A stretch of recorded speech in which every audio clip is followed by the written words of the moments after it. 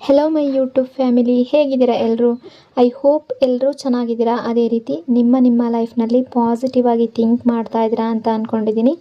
ಇವತ್ತಿನ ರೀಡಿಂಗಲ್ಲಿ ಬ್ಯೂಟಿಫುಲ್ ಆಗಿರುವಂತಹ ಯಾವ ಎನರ್ಜಿ ಇದೆ ಅಂತ ನೋಡೋಣ. ಮೊದಲು ಕಾಮ್ ಆಗಿ ಕೂತ್ಕೊಳ್ಳಿ, ಡೀಪ್ ಬ್ರೀತನ್ನು ತಗೊಳ್ಳಿ, ನಿಮ್ಮ ಮೈಂಡ್ ಮತ್ತು ಮನಸ್ಸನ್ನು ರಿಲ್ಯಾಕ್ಸ್ ಮಾಡ್ಕೊಳ್ಳಿ.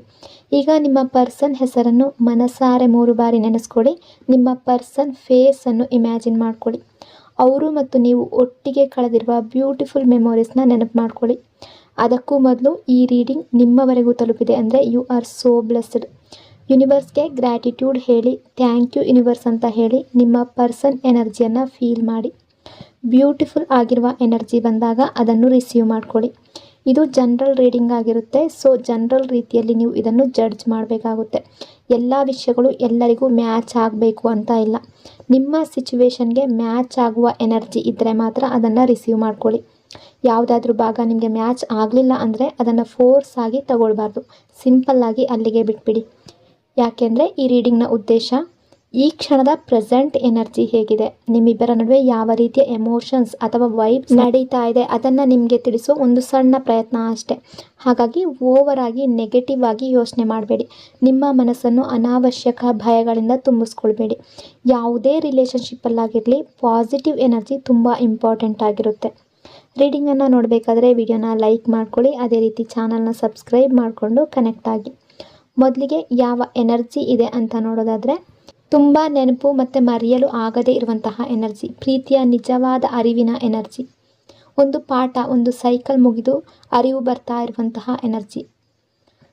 ಈ ವ್ಯಕ್ತಿ ಅವರ ಮನಸ್ಸಿನಲ್ಲಿ ತುಂಬ ಗೊಂದಲ, ಕನ್ಫ್ಯೂಷನ್ ಕಾಣಿಸ್ತಾ ಇದೆ. ಅವರು ತಮ್ಮಷ್ಟಕ್ಕೆ ತಾವೇ ಕೂತ್ಕೊಂಡು ಒಂದು ವಿಷಯವನ್ನು ಪದೇ ಪದೇ ಯೋಚನೆ ಮಾಡ್ತಾ ಇದ್ದಾರೆ.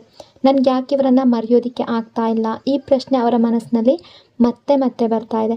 ಬಹುಶಃ ಇವರು ನಿಮ್ಮನ್ನು ಮರೆಯೋದಕ್ಕೆ ಒಂದೇ ಸಲ ಅಲ್ಲ, ತುಂಬ ಸಲ ಪ್ರಯತ್ನ ಮಾಡಿರ್ಬೋದು. ನಿಮ್ಮಿಂದ ಮೂವ್ ಆನ್ ಆಗೋದಕ್ಕೆ ತುಂಬ ಸಲ ಪ್ರಯತ್ನ ಪಟ್ಟಿರ್ಬೋದು. ನಿಮ್ಮ ಜೊತೆ ತುಂಬ ಸಲ ಮಿಸ್ಅಂಡರ್ಸ್ಟ್ಯಾಂಡಿಂಗ್ ಮಾಡ್ಕೊಂಡಿರ್ಬೋದು. ತುಂಬ ಸಲ ಫೈಟ್ ಆಗಿರ್ಬೋದು. ನಿಮ್ಮಿಬ್ಬರ ನಡುವೆ ನೋ ಕಾಂಟ್ಯಾಕ್ಟ್ ಸಿಚುವೇಶನ್ ಬಂದಿರ್ಬೋದು. ಆನ್ ಆ್ಯಂಡ್ ಆಫ್ ಸಿಚುವೇಶನ್ ತುಂಬ ಸಲ ಬಂದು ಹೋಗಿರ್ಬೋದು. ಈ ರೀತಿಯ ಸೈಕಲ್ ತುಂಬ ಸಲ ರಿಪೀಟ್ ಆದಾಗಲೂ ಕೂಡ ಇವರು ನಿಮ್ಮನ್ನು ಮರೆಯೋದಕ್ಕೆ ತುಂಬ ಪ್ರಯತ್ನ ಪಟ್ಟಿರ್ಬೋದು. ಅವರ ಮನಸ್ಸನ್ನು ಬೇರೆ ಕೆಲಸಗಳಲ್ಲಿ ತೊಡಗಿಸ್ಕೊಳ್ಳೋದಕ್ಕೆ ಪ್ರಯತ್ನ ಮಾಡಿರ್ಬೋದು. ಹೊಸ ಜನರ ಜೊತೆ ಮಾತಾಡಿರ್ಬೋದು. ಅವರ ಜೀವನದಲ್ಲಿ ಮುಂದಕ್ಕೆ ಹೋಗೋದಕ್ಕೆ ಪ್ರಯತ್ನ ಮಾಡಿರ್ಬೋದು. ಆದರೆ ಎಷ್ಟೇ ಪ್ರಯತ್ನ ಮಾಡಿದ್ರೂ ಕೂಡ ಒಂದು ವಿಷಯ ಮಾತ್ರ ಅವರಿಗೆ ಆಗ್ತಾ ಇಲ್ಲ. ನಿಮ್ಮ ನೆನಪು ಅನ್ನೋದು ಅವರ ಮನಸ್ಸಿನಿಂದ ಹೋಗ್ತಾ ಇಲ್ಲ. ನಿಮ್ಮ ರಿಲೇಷನ್ಶಿಪ್ಪಲ್ಲಿ ಯಾವುದೇ ಸಿಚುವೇಶನ್ ಇರ್ಬೋದು, ಬಟ್ ನಿಮ್ಮ ನೆನಪು ಕಾಡ್ತಾ ಇದೆ. ಇವರು ಎಷ್ಟು ನಿಮ್ಮ ಬಗ್ಗೆ ಯೋಚನೆ ಮಾಡಬಾರ್ದು ಅಂತ ತೀರ್ಮಾನ ಮಾಡ್ತಾರೋ ಅಷ್ಟು ಹೆಚ್ಚು ನಿಮ್ಮ ನೆನಪು ಬರ್ತಾ ಇದೆ. ಎಷ್ಟು ದೂರ ಹೋಗೋದಕ್ಕೆ ಪ್ರಯತ್ನ ಪಡ್ತಾ ಇದ್ದಾರೋ ಅಷ್ಟು ನಿಮ್ಮ ಕಡೆಗೆ ಮನಸ್ಸು ಎಳೀತಾ ಇದೆ. ಇದರಿಂದ ಅವರು ತುಂಬ ಕನ್ಫ್ಯೂಷನ್ನಲ್ಲಿದ್ದಾರೆ, ತುಂಬ ಗೊಂದಲದಲ್ಲಿದ್ದಾರೆ. ಮೊದಲು ಅಂದರೆ ಪಾಸ್ಟಲ್ಲಿ ಅಥವಾ ಮೊದಲೆಲ್ಲ ಇವರ ಭಾವನೆ ಹೇಗಿತ್ತು ಅಂದರೆ, ಎಲ್ಲರ ರಿಲೇಷನ್ಶಿಪ್ಪಲ್ಲಿ ಅಲ್ಲ, ಕೆಲವರ ರಿಲೇಷನ್ಶಿಪ್ಪಲ್ಲಿ ನೀವು ಮೊದಲ ಬಾರಿ ಸಂಪರ್ಕಕ್ಕೆ ಕಾಂಟ್ಯಾಕ್ಟ್ಗೆ ಬಂದಾಗ ಇವರು ನಿಮ್ಮ ಬಗ್ಗೆ ಅಷ್ಟು ಸೀರಿಯಸ್ ಆಗಿರಲಿಲ್ಲ. ಮೊದಲಿಗೆ ಇದು ಕೇವಲ ಆಕರ್ಷಣೆ ಆಗಿರ್ಬೋದು, ಕೇವಲ ಫಿಸಿಕಲ್ ಅಟ್ರ್ಯಾಕ್ಷನ್ ಆಗಿರ್ಬೋದು, ಅಥವಾ ನಿಮ್ಮ ನಗು, ನಿಮ್ಮ ಮಾತು, ನಿಮ್ಮ ಸ್ಟೈಲ್, ಇವುಗಳ ಮೇಲೆ ಅಟ್ರ್ಯಾಕ್ಷನ್ಗೆ ಈ ವ್ಯಕ್ತಿ ಜಾಸ್ತಿ ಪ್ರಾಮುಖ್ಯತೆ ಕೊಟ್ಟಿರ್ಬೋದು. ಆ ಸಮಯದಲ್ಲಿ ಇವರಿಗೆ ಇದು ಲೈಫ್ ಲಾಂಗ್ ಉಳಿಯುವ ಸಂಬಂಧ ಅನ್ನುವಂತಹ ಭಾವನೆ ಇಲ್ಲದೆ ಕೂಡ ಇರಬಹುದು.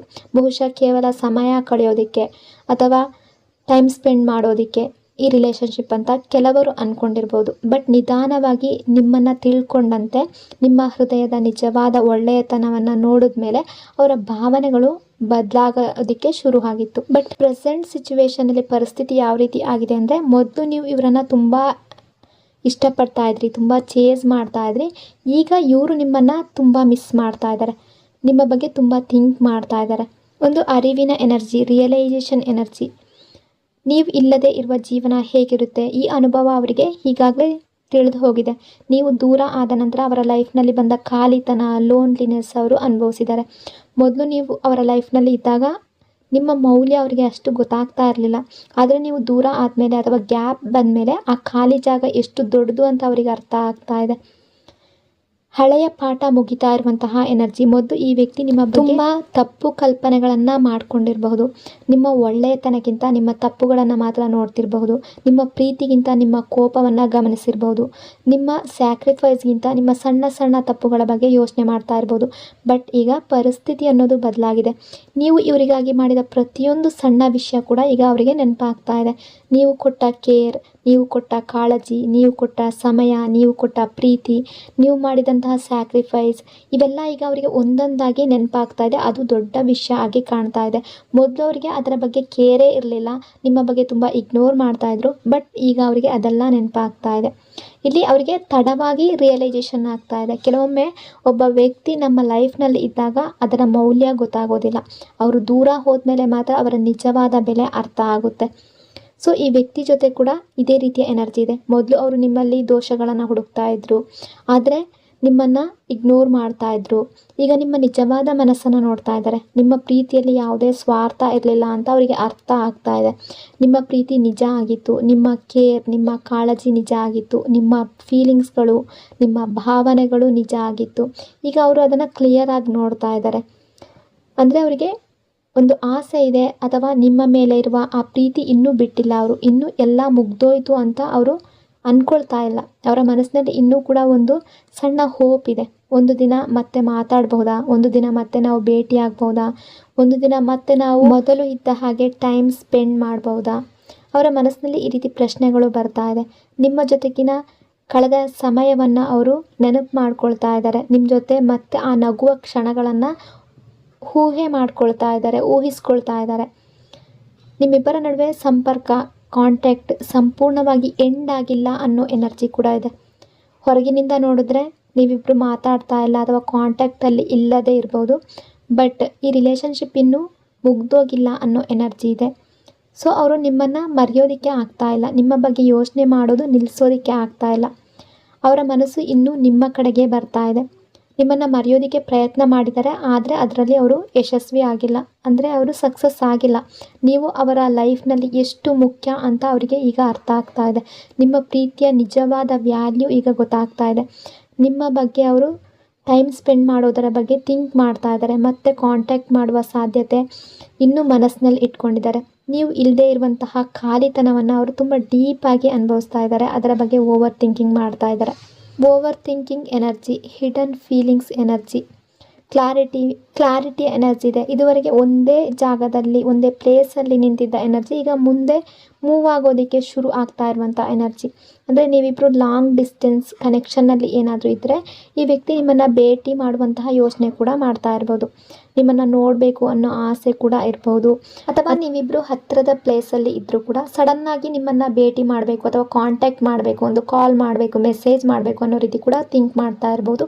ಆ ಎನರ್ಜಿ ಇದೆ. ಇಲ್ಲಿವರೆಗೆ ಮರೆತು ಹೋಗಿದ್ದಂತಹ ಅಥವಾ ಅರ್ಥವಾಗದೇ ಇದ್ದ ವಿಷಯಗಳು ನಿಧಾನವಾಗಿ ಅವರಿಗೆ ಕ್ಲಿಯರ್ ಆಗ್ತಾ ಇದೆ. ನಿಮ್ಮಿಬ್ಬರ ನಡುವೆ ಒಂದು ಗ್ಯಾಪ್ ಅನ್ನೋದು ಬಂದಿದೆ. ಅದು ಕೇವಲ ಫಿಸಿಕಲ್ ಡಿಸ್ಟೆನ್ಸ್ ಆಗಿರ್ಬೋದು, ಅಥವಾ ಭಾವನಾತ್ಮಕ ದೂರ ಕೂಡ ಆಗಿರ್ಬೋದು, ಅಥವಾ ಮಾತು ನಿಂತಿರುವ ಪರಿಸ್ಥಿತಿ ಆಗಿರ್ಬೋದು, ನೋ ಕಾಂಟ್ಯಾಕ್ಟ್ ಸಿಚುವೇಶನ್ ಆಗಿರ್ಬೋದು. ಈ ಹಂತದಿಂದ ಹಲವಾರು ತಪ್ಪು ಅರ್ಥಗಳು ಕೂಡ ನಿಮ್ಮಿಬ್ಬರ ನಡುವೆ ಉಟ್ಕೊಂಡಿರ್ಬೋದು. ಅವರು ನಿಮ್ಮ ಬಗ್ಗೆ ಕೆಲವು ವಿಚಾರಗಳನ್ನು ತಪ್ಪಾಗಿ ಅರ್ಥ ಮಾಡ್ಕೊಂಡಿರ್ಬೋದು. ನೀವು ಕೂಡ ಅವರ ಬಗ್ಗೆ ಕೆಲವು ವಿಚಾರಗಳನ್ನು ತಪ್ಪಾಗಿ ಅರ್ಥ ಮಾಡ್ಕೊಂಡಿರ್ಬೋದು. ಆದರೆ ಈಗ ನಿಧಾನವಾಗಿ ಸತ್ಯ ಅನ್ನೋದು ಅವರಿಗೆ ಗೊತ್ತಾಗ್ತಾ ಇದೆ. ಅವರಿಗೆ ರಿಯಲೈಸೇಷನ್ ಬರ್ತಾ ಇದೆ. ಓವರ್ ಥಿಂಕಿಂಗ್ ಎನರ್ಜಿ, ನಿಮ್ಮ ಬಗ್ಗೆ ತುಂಬ ಯೋಚನೆ ಮಾಡ್ತಾ ಇರುವಂತಹ ಎನರ್ಜಿ. ಹಳೆಯ ಮಾತುಗಳು ನೆನಪಾಗುತ್ತೆ, ನಿಮ್ಮ ನಗು ನೆನಪಾಗುತ್ತೆ, ನಿಮ್ಮ ಜೊತೆ ಕಳೆದ ಸಮಯ ನೆನಪಾಗುತ್ತೆ. ಕೆಲವೊಮ್ಮೆ ಅವರು ಅವರನ್ನೇ ಕೇಳ್ಕೊಳ್ತಾರೆ, ಆ ದಿನ ನಾನು ಆ ರೀತಿ ಬಿಹೇವ್ ಮಾಡದೇ ಇದ್ದಿದ್ರೆ, ಆ ಮಾತು ನಾನು ಹೇಳದೇ ಇದ್ದಿದ್ರೆ ಇವತ್ತು ಸಿಚುವೇಶನ್ ಬೇರೆ ಆಗ್ತಾ ಇತ್ತಾ. ಈ ರೀತಿಯ ಪ್ರಶ್ನೆಗಳು ಅವರ ಮನಸ್ಸನ್ನು ಕಾಡ್ತಾ ಇದೆ. ಬ್ಲಾಕ್ ಮಾಡಿದ್ರೂ ಕೂಡ ಮನಸ್ಸಿನಲ್ಲಿ ನೀವೇ ಇದ್ದೀರಾ. ಅವರು ನನ್ನನ್ನು ಬ್ಲಾಕ್ ಮಾಡಿದ್ದಾರೆ, ಹಾಗಿದ್ರೆ ನೆನಪಿಸ್ಕೊಳ್ತಾರಾ ಅಂತ ನೀವು ಕೂಡ ಅಂದ್ಕೊಳ್ಬೋದು. ಅಂದರೆ ಎಲ್ಲರ ಲೈಫ್ನಲ್ಲಿ ಎಲ್ಲ ಕೆಲವರು ಇವರು ನಿಮ್ಮನ್ನೆಲ್ಲ ಬ್ಲಾಕ್ ಮಾಡಿರ್ಬೋದು, ಅಥವಾ ಬ್ಲಾಕ್ ಮಾಡಿದರೂ ಕೂಡ ನಿಮ್ಮ ನೆನಪಾಗ್ತಾ ಇದೆಯಾ ಅಂತ ನೀವು ಅಂದ್ಕೊಳ್ತಾ ಇರ್ಬೋದು. ಆದರೆ ಮನಸ್ಸಿನ ಒಳಗಡೆ ನಿಮ್ಮಿಂದ ಅವರು ದೂರ ಆಗಿಲ್ಲ. ನೇರವಾಗಿ ಅವರು ಹೇಳ್ಕೊಳ್ತಾ ಇದ್ರು ಕೂಡ ನಿಮ್ಮ ಬಗ್ಗೆ ತಿಳ್ಕೊಳ್ಳುವಂತಹ ಒಂದು ಡಿಸೈರ್ ಇದೆ. ಅವರು ಅವರ ಭಾವನೆಗಳನ್ನು ಹೊರಗಡೆ ಶೋ ಮಾಡ್ತಾ ಇಲ್ಲ. ಬಟ್ ಅದು ಭಾವನೆಗಳೇ ಇಲ್ಲ, ಫೀಲಿಂಗ್ಸೇ ಇಲ್ಲ ಅನ್ನುವ ಅರ್ಥ ಅಲ್ಲ. ಹಿಡನ್ ಫೀಲಿಂಗ್ಸ್ ಎನರ್ಜಿ ಇದೆ. ಪ್ರೀತಿಯನ್ನು ಒಳಗಡೆ ಮರೆಮಾಚಿಕೊಂಡಿದ್ದಾರೆ. ತೋರಿಸುವಂತಹ, ಶೋ ಮಾಡುವಂತಹ ಕರೇಜ್ ಇನ್ನೂ ಸಂಪೂರ್ಣವಾಗಿ ಬಂದಿಲ್ಲ. ನಿಮ್ಮನ್ನು ಮಿಸ್ ಮಾಡ್ತಾ ಇದ್ದಾರೆ, ನಿಮ್ಮ ಬಗ್ಗೆ ಯೋಚನೆ ಮಾಡ್ತಾ ಇದ್ದಾರೆ, ನಿಮ್ಮ ನೆನಪು ಅನ್ನೋದು ಬರ್ತಾ ಇದೆ, ಆದರೆ ಹೊರಗಡೆ ತೋರಿಸ್ಕೊಳ್ತಾ ಇಲ್ಲ. ಅಂದರೆ ಕೆಲವರು ಯಾವ ರೀತಿ ಇರ್ತಾರೆ ಅಂದರೆ, ಒಳಗಡೆ ತುಂಬ ಪ್ರೀತಿ ಇರುತ್ತೆ, ಆದರೆ ಮುಖದಲ್ಲಿ ಏನು ಕಾಣಿಸೋದಿಲ್ಲ, ಶೋ ಮಾಡೋದಿಲ್ಲ. ಈ ವ್ಯಕ್ತಿಯಲ್ಲೂ ಪ್ರೆಸೆಂಟ್ ಎನರ್ಜಿ ಆ ರೀತಿ ಇದೆ. ಇಲ್ಲಿ ಎಲ್ಲರನ್ನು ಬ್ಲಾಕ್ ಮಾಡಿದ್ದಾರೆ ಅಂತಲ್ಲ, ಕೆಲವರ ವಿಷಯದಲ್ಲಿ ಕೆಲವರು ನೀವು ಅವರನ್ನು ಬ್ಲಾಕ್ ಮಾಡಿರ್ಬೋದು, ಅಥವಾ ಅವರು ಕೂಡ ನಿಮ್ಮನ್ನು ಬ್ಲಾಕ್ ಮಾಡಿರ್ಬೋದು. ಬಟ್ ಅವರ ಮನಸ್ಸಿನಲ್ಲಿ ನಿಮ್ಮ ಬಗ್ಗೆ ಯೋಚನೆ ಅನ್ನೋದು ಇದೆ, ಮಿಸ್ಸಿಂಗ್ ಎನರ್ಜಿ ಅನ್ನೋದು ಕೂಡ ಇದೆ. ಸೊ ಯೂನಿವರ್ಸ್ ನಿಮಗೆ ಯಾವ ಗೈಡೆನ್ಸ್ ಕೊಡ್ತಾ ಇದೆ ಅಂತ ನೋಡೋದಾದರೆ, ಅವಸರ ಮಾಡಬೇಡಿ. ಇವತ್ತು ಯೋಚನೆ ಮಾಡಿದ್ದು ನಾಳೆ ಆಗಲೇಬೇಕು ಅನ್ನುವ ನಿಯಮ ಇಲ್ಲ. ಕೆಲವು ಸಂಬಂಧಗಳು ಸಮಯ ತಗೊಳುತ್ತೆ, ಕೆಲವರಿಗೆ ದಿನಗಳಲ್ಲಿ ಬದಲಾವಣೆ ಬರುತ್ತೆ, ಕೆಲವರಿಗೆ ತಿಂಗಳುಗಳೇ ಬೇಕಾಗುತ್ತೆ. ಇಲ್ಲಿ ಮುಖ್ಯವಾಗಿ ಪೇಷನ್ಸ್ ಅನ್ನೋದು ಬೇಕಾಗುತ್ತೆ. ತಾಳ್ಮೆಯ ಪರೀಕ್ಷೆ ನಡೀತಾ ಇದೆ. ನಿಮ್ಮ ತಾಳ್ಮೆ ಎಷ್ಟು ಇದೆ ಎಂಬುದನ್ನು ಜೀವನ ಅನ್ನೋದೇ ನಿಮ್ಮನ್ನು ಪರೀಕ್ಷೆ ಮಾಡ್ತಾ ಇದೆ. ಸೊ ನೀವು ಕೂಡ ಪೇಷನ್ಸಲ್ಲಿ ಇರಬೇಕಾಗುತ್ತೆ. ಈ ವ್ಯಕ್ತಿ ಈಗ ಒಂದು ಪ್ಲ್ಯಾನಲ್ಲಿದ್ದಾರೆ, ಒಂದು ಯೋಚನೆಯಲ್ಲಿದ್ದಾರೆ, ಮುಂದೆ ಏನು ಮಾಡಬೇಕು ಅನ್ನೋದರ ಬಗ್ಗೆ ಪ್ಲ್ಯಾನ್ ಕೂಡ ಮಾಡ್ತಾ ಇರುವ ಎನರ್ಜಿ ಇದೆ. ನಿಮ್ಮ ಹತ್ರ ಯಾವ ರೀತಿ ಬರಬೇಕು, ಏನು ಮಾತಾಡಬೇಕು, ಯಾವ ರೀತಿ ಮಾತುಕತೆ ಶುರು ಮಾಡಬೇಕು, ನೀವು ಯಾವ ರೀತಿ ರಿಯಾಕ್ಟ್ ಮಾಡ್ತೀರಾ, ಇದೆಲ್ಲದರ ಬಗ್ಗೆ ಯೋಚನೆ ಮಾಡ್ತಾ ಇದ್ದಾರೆ. ಯಾವ ಮಾತು ಹೇಳಿದ್ರೆ ನಿಮ್ಮ ಮನಸ್ಸು ಸಾಫ್ಟ್ ಆಗ್ಬೋದು ಅನ್ನೋ ರೀತಿ ಕೂಡ ಥಿಂಕ್ ಮಾಡುವಂತಹ ಎನರ್ಜಿ ಇದೆ. ಈ ಕನೆಕ್ಷನ್ ಅನ್ನೋದು ಸಾಮಾನ್ಯ ಕನೆಕ್ಷನ್ ಅಲ್ಲ. ಇಬ್ಬರು ಕೂಡ ದೂರ ಆಗಿದ್ರು ಕೂಡ ಮನಸ್ಸು ಸಂಪೂರ್ಣವಾಗಿ ಒಬ್ಬರನ್ನು ಬಿಟ್ಟು ಹೋಗ್ತಾ ಇಲ್ಲ. ಒಬ್ಬರ ಬಗ್ಗೆ ಒಬ್ಬರಿಗೆ ಪದೇ ಪದೇ ನೆನಪು ಬರ್ತಾ ಇದೆ. ಇದು ಕೇವಲ ಅಭ್ಯಾಸ ಅಲ್ಲ, ಒಂದು ಆಳವಾದ ಡೀಪ್ ಆದ ಎಮೋಷ್ನಲ್ ಬಾಂಡ್ ಅನ್ನುವ ಎನರ್ಜಿ ಇದೆ. ನಿಮ್ಮ ಕಡೆಗೆ ಬರುವಂತಹ ಯೋಚನೆ ನಿಮ್ಮನ್ನು ಕಾಂಟ್ಯಾಕ್ಟ್ ಮಾಡುವಂತಹ ಸಾಧ್ಯತೆ ಇದೆ. ಕೆಲವರಿಗೆ ಕಾಲ್ ಬರಬಹುದು, ಮೆಸೇಜ್ ಬರ್ಬೋದು, ಅಥವಾ ನೇರವಾಗಿ ಮಾತಾಡುವ ಪ್ರಯತ್ನ ಕೂಡ ಆಗ್ಬೋದು. ಬಟ್ ನೀವೇನು ಫೋಕಸ್ ಮಾಡಬೇಕು ಅಂದರೆ, ಅವರು ಬಂದಾಗ ತುಂಬ ಸಿಹಿಯಾಗಿ ಮಾತಾಡ್ಬೋದು, ನೀವು ಕೇಳೋದಕ್ಕೆ ಇಷ್ಟಪಡುವ ಮಾತುಗಳನ್ನು ಹೇಳ್ಬೋದು, ನಿಮ್ಮ ಮನಸ್ಸಿಗೆ ಹತ್ತಿರವಾಗುವ ರೀತಿಯಲ್ಲಿ ಮಾತಾಡ್ಬೋದು. ಬಟ್ ಅವರು ಹೇಳುವ ಪ್ರತಿಯೊಂದು ಮಾತನ್ನು ಕೂಡ, ಎಲ್ಲವನ್ನೂ ಕೂಡ ಕೂಡಲೇ ನೀವು ಆಗಲೇ ನಂಬಲೇಬೇಕು ಅಂತ ಇಲ್ಲ. ಅವರ ಮಾತುಗಳನ್ನು ಕೇಳಿ, ಬಟ್ ಅವರ ಆ್ಯಕ್ಷನ್ ಕೂಡ ನೋಡಿ. ಬದಲಾವಣೆ ನಿಜ ಆಗಿದೆಯಾ ಅಥವಾ ಕೇವಲ ಮಾತಿನ ಮಟ್ಟದಲ್ಲೇ ಇದೆಯಾ, ಇದನ್ನು ಕೂಡ ನೀವು ಗಮನಿಸಬೇಕು. ಯಾಕೆಂದರೆ ಕೆಲವೊಮ್ಮೆ ಒಬ್ಬ ವ್ಯಕ್ತಿ ನಿಜವಾಗ್ಲೂ ಬದಲಾಗಿರ್ಬೋದು, ಆದರೆ ಕೆಲವೊಂದು ಸಲ ಕೇವಲ ನಿಮ್ಮನ್ನು ಮತ್ತೆ ಪಡೆಯೋದಕ್ಕೆ ಅಥವಾ on and off situation create ಮಾಡೋದಕ್ಕೋಸ್ಕರ, ಅಥವಾ ಒಂದು ಸಲ ಬರೋದು ಮತ್ತು ಇನ್ನೊಂದು ಸಲ ಈ ರಿಲೇಷನ್ಶಿಪ್ಪಿಂದ ದೂರ ಆಗೋದು, ಈ ರೀತಿ ಸೈಕಲ್ ರಿಪೀಟ್ ಆಗೋದು ಸಾಧಾರಣ ಆಗಿರ್ಬೋದು. ಹಾಗಾಗಿ ಇಲ್ಲಿ ನಿಮ್ಮ ಬುದ್ಧಿ ಮತ್ತು ಹೃದಯ ಎರಡನ್ನೂ ನೀವು ಬ್ಯಾಲೆನ್ಸಲ್ಲಿ ಇಟ್ಕೋಬೇಕು. ಅವ್ರು ಏನು ಆ್ಯಕ್ಷನ್ ತಗೊಳ್ತಾ ಇದ್ದಾರೆ ಅಂತ ಕೂಡ ನೋಡಬೇಕಾಗುತ್ತೆ. ಕೇವಲ ಮಾತನ್ನು ನಂಬೋದಕ್ಕಿಂತ ಆ್ಯಕ್ಷನ್ ಮೇಲೆ ಕೂಡ ನೀವು ಫೋಕಸ್ ಮಾಡಬೇಕಾಗುತ್ತೆ. ಸೊ ನೀವು ಯೋಚನೆ ಮಾಡ್ತಾ ಇರ್ಬೋದು, ನಾನು ಮೊದಲು ಕಾಲ್ ಮಾಡಬೇಕಾ, ನಾನು ಮೆಸೇಜ್ ಮಾಡಬೇಕಾ.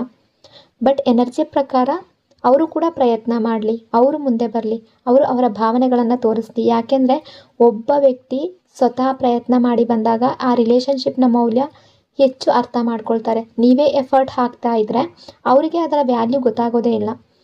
ಸೊ ಇಲ್ಲಿವರೆಗೆ ನಿಮ್ಮ ಮನಸ್ಸಿನಲ್ಲಿ ತುಂಬ ಪ್ರಶ್ನೆಗಳಿರಬಹುದು. ಅವ್ರು ಯಾಕೆ ದೂರ ಹೋದರು, ಅವರಿಗೆ ಇನ್ನೂ ನನ್ನ ಬಗ್ಗೆ ಫೀಲಿಂಗ್ಸ್ ಇದೆಯಾ, ಭಾವನೆಗಳಿದೆಯಾ, ಅವ್ರು ನಿಜವಾಗ್ಲೂ ಸೀರಿಯಸ್ ಆಗಿದ್ದಾರಾ, ಮತ್ತು ಈ ರಿಲೇಷನ್ಶಿಪ್ಪಲ್ಲಿ ಕಾಂಟ್ಯಾಕ್ಟ್ ಆಗುತ್ತಾ ಅಂತ. ಒಂದಿನ ಸಡನ್ನಾಗಿ ಎಲ್ಲವೂ ನಿಮಗೆ ಕ್ಲಿಯರ್ ಆಗುವ ಎನರ್ಜಿ ಇದೆ. ಇಲ್ಲಿವರೆಗೂ ಕನ್ಫ್ಯೂಷನ್ನಲ್ಲಿದ್ದ ವಿಷಯಗಳು ನಿಮಗೆ ಅರ್ಥ ಆಗುವಂತಹ ಎನರ್ಜಿ ಇದೆ. ಈ ವ್ಯಕ್ತಿ ಕೂಡ ನಿಮ್ಮ ಬಗ್ಗೆ ತುಂಬ ಯೋಚನೆ ಮಾಡ್ತಾ ಇದ್ದಾರೆ, ನಿಮ್ಮನ್ನು ಮಿಸ್ ಮಾಡ್ತಾ ಇದ್ದಾರೆ, ಅದನ್ನು ಹೊರಗಡೆ ತೋರಿಸ್ತಾ ಇಲ್ಲ, ಆ ಎನರ್ಜಿ ಇದೆ. ನಿಮ್ಮನ್ನು ಕಾಂಟ್ಯಾಕ್ಟ್ ಮಾಡುವ ಬಗ್ಗೆ ಯೋಚನೆ ಮಾಡ್ತಾ ಇದ್ದಾರೆ, ನಿಮ್ಮ ಜೊತೆ ಮತ್ತೆ ಮಾತಾಡುವಂತಹ ಆಸೆ ಇದೆ. ಆದರೆ ನೀವು ಈಗ ಅವಸರ ಮಾಡಬಾರ್ದು, ತಾಳ್ಮೆ ಇರಬೇಕು. ಅವರು ಬಂದಾಗ ಮಾತಿಗಿಂತ ಅವರ ನಿಜವಾದ ಆ್ಯಕ್ಷನನ್ನು ಗಮನಿಸಬೇಕು. ಅಂದರೆ ಈ ಟೈಮ್ನಲ್ಲಿ ತುಂಬ ಅರ್ಜೆಂಟ್ ಮಾಡುವ ಅವಶ್ಯಕತೆ ಇಲ್ಲ. ಮನಸ್ಸಿಗೆ ಬಂದಿದ್ದೆಲ್ಲ ನೆಕ್ಸ್ಟ್ ಡೇನೇ ನಡಿಬೇಕು ಅಂತ ಯಾವ ನಿಯಮ ಇಲ್ಲ ಅಲ್ವಾ. ಕೆಲವು ವಿಷಯಗಳು ತಕ್ಷಣ ಸರಿಯಾಗಿಬಿಡುತ್ತೆ, ಕೆಲವು ರಿಲೇಷನ್ಶಿಪ್ಗಳು ಈಗಲೇ ಸರಿಯಾಗ್ಬೋದು, ನಾಳೆ ಸರಿಯಾಗ್ಬೋದು. ಆದರೆ ಕೆಲವು ರಿಲೇಷನ್ಶಿಪ್ಗಳು ನಿಧಾನವಾಗಿ ಬೆಳೀತಾ ಹೋಗುತ್ತೆ. ಕೆಲವರಿಗೆ ಕೆಲವೇ ದಿನಗಳಲ್ಲಿ ಬದಲಾವಣೆ ಕಾಣ್ಬೋದು, ಇನ್ನು ಕೆಲವರಿಗೆ ತುಂಬ ಸಮಯ ತಗೊಳ್ಬಹುದು. ಈಗ ನಡೀತಾ ಇರೋದು ಒಂದು ತಾಳ್ಮೆಯ ಪರೀಕ್ಷೆ. ನೀವು ಪರಿಸ್ಥಿತಿಯನ್ನು ಎಷ್ಟು ಕಾಮಾಗಿ ನಿಭಾಯಿಸ್ತೀರಾ, ಎಷ್ಟು ತಾಳ್ಮೆಯಿಂದ, ಎಷ್ಟು ಪೇಷನ್ಸಿಂದ ಕಾಯ್ತೀರಾ ಅನ್ನೋದನ್ನು ಜೀವನ ನಿಮಗೆ ತೋರಿಸ್ತಾ ಇದೆ. ಲೈಫ್ ನಿಮಗೆ ಒಂದು ಲೆಸನ್ ಕಲಿಸ್ತಾ ಇದೆ.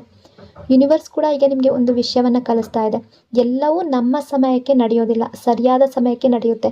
ನೀವು ಇವತ್ತು ಮನಸ್ಸಿನಲ್ಲಿ ಬಯಸಿದ್ದು ನಾಳೆನೇ ಸಿಗಬೇಕು ಅನ್ನುವ ಅಗತ್ಯ ಏನೂ ಇರೋದಿಲ್ಲ. ಕೆಲವು ಸಂಬಂಧಗಳು ಸಮಯದ ಜೊತೆ ನಮ್ಮ ದಾರಿಯನ್ನು ಕಂಡುಕೊಳ್ಳುತ್ತೆ.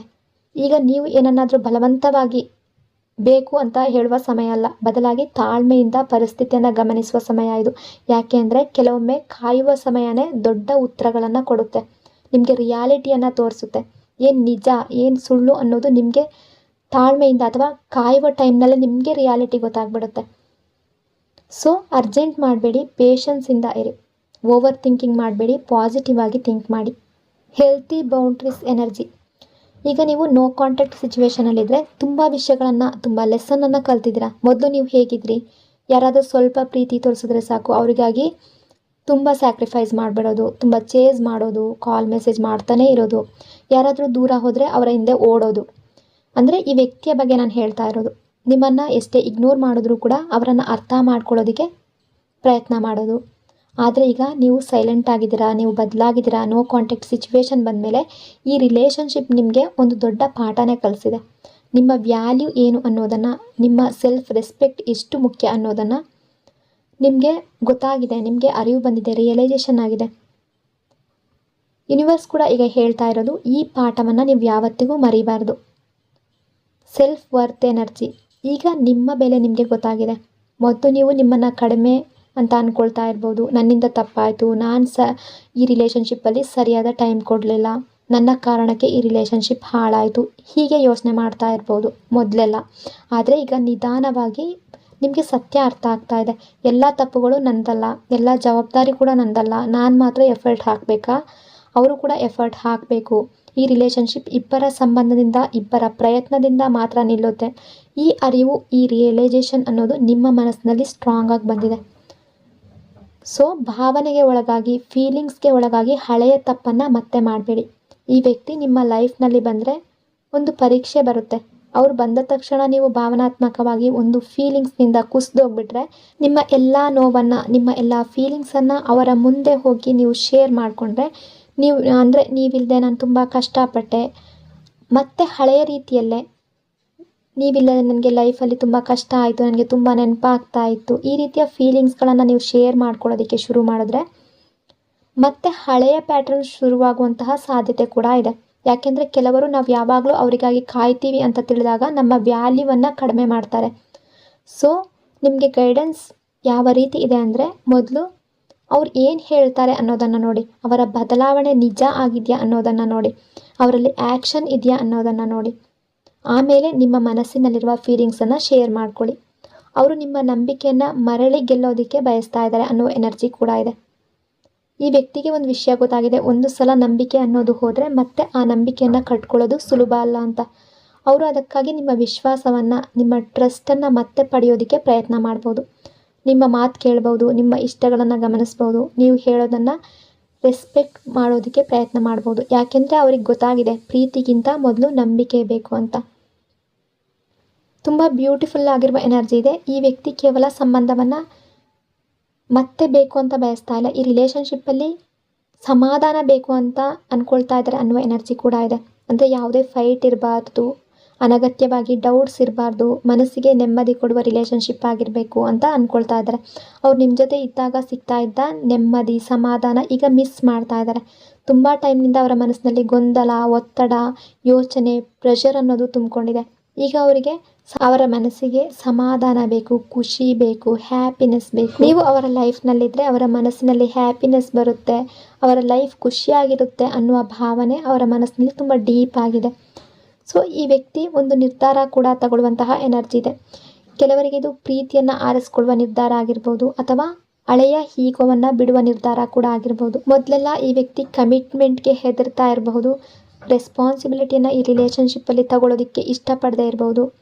ಆದರೆ ಈಗ ಪರಿಸ್ಥಿತಿ ಬದಲಾಗ್ತಾ ಇದೆ. ನೀವು ಈ ರಿಲೇಷನ್ಶಿಪ್ಪಿಂದ ಏನು ಎಕ್ಸ್ಪೆಕ್ಟ್ ಮಾಡ್ತಾ ಇದ್ದೀರಾ ಅನ್ನೋದನ್ನು ಅವರಿಗೆ ಅರ್ಥ ಆಗ್ತಾ ಇದೆ. ಅವರು ಅಂದ್ಕೊಳ್ತಾ ಇದ್ದಾರೆ ನಿಮಗೆ ಪ್ರೀತಿಯನ್ನು ಕೊಡಬೇಕು, ನಿಮಗೆ ಕಾಳಜಿಯನ್ನು ಬಯಸಬೇಕು, ನಿಮಗೆ ರೆಸ್ಪೆಕ್ಟನ್ನು ಕೊಡಬೇಕು, ಲಾಯಲ್ ಆಗಿರಬೇಕು ಅನ್ನೋ ರೀತಿ ಕೂಡ ಥಿಂಕ್ ಮಾಡುವ ಎನರ್ಜಿ ಇದೆ. Guilt energy. ಅವರು ಮಾಡಿದ ತಪ್ಪುಗಳು ಈಗ ಅವರನ್ನು ಕಾಡ್ತಾ ಇದೆ. ಹಳೆಯ ಘಟನೆಗಳು, ಹಳೆಯ ಮಾತುಗಳು ನೆನಪಾಗ್ತಾ ಇದೆ. ನಿಮ್ಮ ಕಣ್ಣೀರು ನೆನಪಾಗ್ಬೋದು, ನೀವು ಹೇಳಿದ ಮಾತುಗಳು ನೆನಪಾಗ್ಬೋದು, ಅವ್ರು ನಿಮ್ಮನ್ನು ಹರ್ಟ್ ಮಾಡಿದ ಕ್ಷಣಗಳು ನೆನಪಾಗ್ಬೋದು. ಆ ನೆನಪುಗಳು ಅವರಿಗೆ ತುಂಬ ಹರ್ಟ್ ಫೀಲ್ ಮಾಡ್ತಾ ಇದೆ. ಅವರ ತಪ್ಪುಗಳು ಮನಸ್ಸಿನಲ್ಲಿ ಒಪ್ಕೊಳ್ತಾ ಇದ್ದಾರೆ. ಹೃದಯದ ಸುತ್ತ ಗೋಡೆ ಕಟ್ಟಿರೋದು ಕುಸಿತಾ ಇದೆ. ಅಂದರೆ ಈ ವ್ಯಕ್ತಿ ಈ ಹಿಂದೆ ಅಥವಾ ಪಾಸ್ಟ್ನಲ್ಲಿ ಅವರ ಹೃದಯದಲ್ಲಿ ಒಂದು ವಾಲ್ ಕಟ್ಕೊಂಡಿದ್ರು. ಅದು ಈಗೋ ಅನ್ನುವ ವಾಲ್ ಆಗಿರ್ಬೋದು, ಅಥವಾ ಅಹಂಕಾರದ ವಾಲ್ ಆಗಿರ್ಬೋದು, ಅಥವಾ ಅವರ ಮಾತೆ ದೊಡ್ಡದು ಅನ್ನುವಂಥ ರೀತಿ ಅವರು ವರ್ತನೆ ಮಾಡಿರ್ಬೋದು. ಬಟ್ ಆ ಗೋಡೆ ಈಗ ನಿಧಾನವಾಗಿ ಕುಸಿತಾ ಇದೆ. ಅವರು ಮತ್ತೆ ನಿಮ್ಮ ಫೀಲಿಂಗ್ಸ್ಗಳನ್ನು, ನಿಮ್ಮ ಬಗ್ಗೆ ಇರುವ ಭಾವನೆಗಳನ್ನು ಶೇರ್ ಮಾಡಬೇಕು ಅನ್ನೋ ರೀತಿ ಥಿಂಕ್ ಮಾಡ್ತಾ ಇದ್ದಾರೆ, ಯೋಚನೆ ಮಾಡೋದಕ್ಕೆ ಶುರು ಮಾಡ್ತಾ ಇದ್ದಾರೆ. ನಿಮ್ಮ ಗಮನವನ್ನು ಬಯಸ್ತಾ ಇದ್ದಾರೆ. ಈ ಎನರ್ಜಿ ಇದೆ. ನೀವು ಅವರ ಬಗ್ಗೆ ಕಾಳಜಿ ತೋರಿಸ್ತಾ ಇದ್ರಿ, ಅವರನ್ನು ಕೇಳ್ತಾ ಇದ್ರಿ, ಅವರಿಗೆ ಟೈಮ್ ಕೊಡ್ತಾ ಇದ್ರಿ. ಈಗ ಆ ಗಮನ ಅವರಿಗೆ ಸಿಗ್ತಾ ಇಲ್ಲ. ಸೊ ಒಂದು ಖಾಲಿತನ, ಲೋನ್ಲಿನೆಸ್ ಅವರನ್ನು ಕಾಡ್ತಾ ಇದೆ. ಕೆಲವೊಮ್ಮೆ ಅವರು ಯೋಚಿಸ್ತಾರೆ, ಅವ್ರು ನನ್ನ ಬಗ್ಗೆ ಯೋಚನೆ ಮಾಡ್ತಾ ಇದ್ದಾರಾ, ನನ್ನನ್ನು ಮಿಸ್ ಮಾಡ್ತಾರಾ, ನನ್ನ ಬಗ್ಗೆ ಇನ್ನೂ ಹಳೆಯ ಕಾಳಜಿ ಇದೆಯಾ, ಈ ರೀತಿ ಕೂಡ ಥಿಂಕ್ ಮಾಡ್ತಾ ಇದ್ದಾರೆ. ಒಬ್ಸೆಷನ್ ಎನರ್ಜಿ ಕೇವಲ ನೆನಪು ಮಾತ್ರ ಅಲ್ಲ, ಕೇವಲ ಇಷ್ಟ ಕೂಡ ಅಲ್ಲ, ನಿಮ್ಮನ್ನು ಸಂಪೂರ್ಣವಾಗಿ ಕಳೆದುಕೊಳ್ಳುವಂತಹ ಭಯ. ನೀವು ಇವರ ಲೈಫ್ನಿಂದ ತುಂಬ ದೂರ ಹೋಗ್ಬಿಡ್ತೀರೇನೋ, ಈ ರೀತಿಯ ಭಯ, ಆತಂಕ. ಸೊ ನಿಮ್ಮ ಬಗ್ಗೆ ಪದೇ ಪದೇ ಯೋಚನೆ ಮಾಡ್ತಾ ಇರುವ ಎನರ್ಜಿ ಇದೆ. Fear of rejection energy. ನಾನು ಮತ್ತೆ ಹೋದರೆ ಅವರು ನನ್ನನ್ನು ಒಪ್ಕೊಳ್ತಾರಾ ಅಥವಾ ನೇರವಾಗಿ ರಿಜೆಕ್ಟ್ ಮಾಡ್ತಾರಾ, ನೀವು ಮೊದಲಿನ ರೀತಿ ಇಲ್ಲ, ನೀವು ಸ್ಟ್ರಾಂಗ್ ಆಗಿದ್ದೀರಾ, ಈ ರೀತಿ ಥಿಂಕ್ ಮಾಡ್ತಾ ಇದ್ದಾರೆ. ನಿಮ್ಮ ಹತ್ರ ಬರಬೇಕು ಅಂತ ಥಿಂಕ್ ಮಾಡ್ತಾರೆ, ಹೆಜ್ಜೆ ಇಡೋದಕ್ಕೆ ಹೆದರ್ತಾ ಇದ್ದಾರೆ. ಆ ಎನರ್ಜಿ ಇದೆ. ನಿಮ್ಮ ಗಮನ ಮತ್ತು ಕಾಳಜಿಯನ್ನು ಅವರು ಮಿಸ್ ಮಾಡ್ತಾ ಇದ್ದಾರೆ. ಅವರೊಳಗೆ ಪಶ್ಚಾತ್ತಾಪ ಮತ್ತು ತಪ್ಪಿನ ಭಾವನೆ ಇದೆ.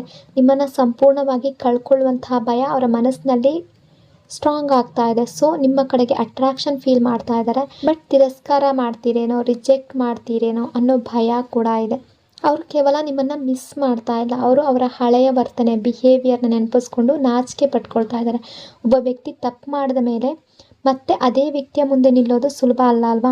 ಯಾಕೆಂದರೆ ಅವ್ರಿಗೆ ಗೊತ್ತಿದೆ, ನೀವು ಸತ್ಯವನ್ನು ಅರ್ತಿದ್ದೀರಾ, ನೀವು ಅವರನ್ನು ಅರ್ಥ ಮಾಡ್ಕೊಂಡ್ರಿ, ಅವರ ತಪ್ಪನ್ನು ನೀವು ಅರ್ಥ ಮಾಡ್ಕೊಂಡಿದ್ದೀರಾ. ಅದಕ್ಕಾಗಿ ಅವರು ನಿಮ್ಮ ಮುಂದೆ ಬರಬೇಕು ಅಂದರೂ ಕೂಡ ಸ್ವಲ್ಪ ಹಿಂಜರಿಕೆ ಇದೆ. Respect energy. ಅವರಿಗೀಗ ನಿಮ್ಮ ಬೆಲೆ ಗೊತ್ತಾಗ್ತಾ ಇದೆ. ಮೊದಲು ಅವರು ನಿಮ್ಮನ್ನು ಸಾಮಾನ್ಯವಾಗಿ ನೋಡಿರ್ಬೋದು, ಆದರೆ ಈಗ ಅವರು ನಿಮ್ಮ ವ್ಯಾಲ್ಯೂವನ್ನು ಅರ್ಥ ಮಾಡ್ಕೊಂಡಿದ್ದಾರೆ.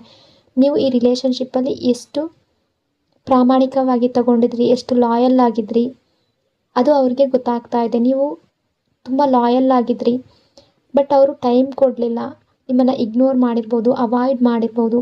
ಬಟ್ ನೀವು ಈ ರಿಲೇಷನ್ಶಿಪ್ಗಾಗಿ ತುಂಬ ಸ್ಯಾಕ್ರಿಫೈಸ್ ಮಾಡಿದ್ದೀರಾ. ಈಗ ಎಲ್ಲವೂ ಅವ್ರಿಗೆ ಕ್ಲಿಯರ್ ಆಗ್ತಾ ಇದೆ. ನಿಮ್ಮ ಬಗ್ಗೆ ಅವರ ಮನಸ್ಸಿನಲ್ಲಿ ತುಂಬ ರೆಸ್ಪೆಕ್ಟ್ ಅನ್ನೋದು ಜಾಸ್ತಿ ಆಗ್ತಾ ಇದೆ. ನಿಮ್ಮ ಬಗ್ಗೆ ತುಂಬ ಯೋಚನೆ ಮಾಡ್ತಾ ಇರುವಂತಹ ಎನರ್ಜಿ. ಮೊದಲು ನಿಮ್ಮ ಮನಸ್ಸು ಹೇಗಿತ್ತು ಅನ್ನೋದು ಸುಲಭವಾಗಿ ಅರ್ಥ ಮಾಡ್ಕೊಳ್ತಾ ಇದ್ರು.